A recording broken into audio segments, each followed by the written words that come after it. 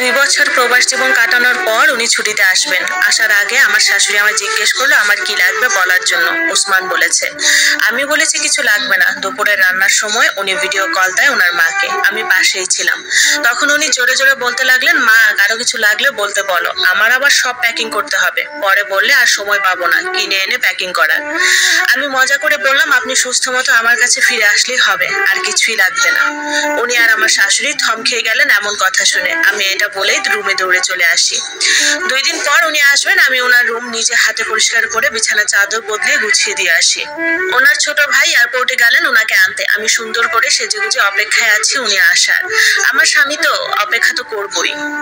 উনি ঘরে ঢুকলেন। ওনাকে দেখে আমার বুকটা কেঁপে উঠলো। 2 বছর আগের উনি আর আজকের ওনার মধ্যে অনেক তফাৎ। অনেক বদলে গেছেন, মোটা হয়ে গেছেন, আরো বেশি সুন্দর হয়ে গেছেন। উনি এসে ওনার মাকে জড়িয়ে ধরেন। আমি সালাম দিই ওনাকে, উনি সালাম নেন। তারপর উনি ওনার রুমে ফ্রেশ হতে গেলেন। মা টেবিলে খাবার দেন। তখন বিকেল হয়ে গেছে। উনি ফ্রেশ হয়ে এসে হালকা কয়টা ভাত খান। তারপর উনি ওনার রুমের দরজা বন্ধ করে ঘুমিয়ে গেলেন। আমার দিকে একটু ফিরেও তাকালেন না। আমার চোখের পানি উপচে পড়ে, কেন জানি না। আমিও রুমে এসে সব সাজগোজ ধুয়ে ফেলি। তারপর সবচেয়ে পুরোনো জামাটা পরি। ওনার দিকে আর ফিরেও তাকাবো না। আমার কলিজাটা ফেটে যাচ্ছে। আমার এখানে একটুও থাকতে ইচ্ছে করতেছে না। একটু বাপের বাড়িতে গেলে শান্তি পেতাম। সন্ধ্যার দিকে ওনার নানার বাড়ির মেহমান আসবে। তাই নাস্তা বানাতে রান্নাঘরে গেলাম। নুডলস, সেমাই, ফিরনি, হালিম রান্না করি। আর আসলে ফলমূল কেটে দিব। সব রেডি করতে করতে মাগরিব হয়ে পড়ে। ওনারা চলে আসেন। ওনারা আসার সাথে সাথে আমি ওনাদের সামনে গেলাম না। রান্নাঘর থেকে সব নাস্তা রেডি করে দিচ্ছি, মা নিয়ে যাচ্ছেন। ওনাদের সাথে সম্পর্কটা আমার এতটাও ভালো হয়নি। দূরত্ব তো আছেই। ওনারা রাতে থাকবেন, আমি রাতে রান্না বসালাম। আমাকে আমার শাশুড়ি করতে মানা করেছেন, তারপরেও করছি, কারণ রুমে বসে কি বা করবো। উনি ঘুম থেকে উঠলেন রাত 9টার সময়। উঠেন, হালকা না চা খেলেন আর সবার সাথে কুশলাদি বিনিময় করলেন। আমি ওনার সামনেও পড়লাম না।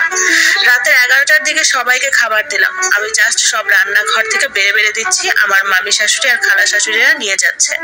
উনি এখন খাবেন না, পরে খাবেন।